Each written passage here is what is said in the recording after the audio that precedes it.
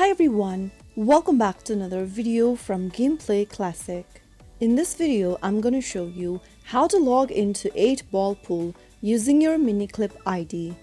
To log into 8-Ball Pool with your MiniClip ID, first of all, go ahead and launch the 8-Ball Pool application on your device.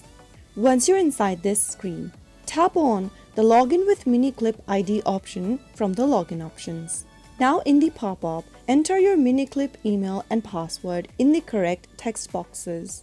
If you don't remember your password, tap on Forgot Your Password link and follow through the instructions. Make sure you type in your credentials correct and then tap on the Login button in green. And that's how you can easily log in to 8-Ball Pool with your MiniClip account.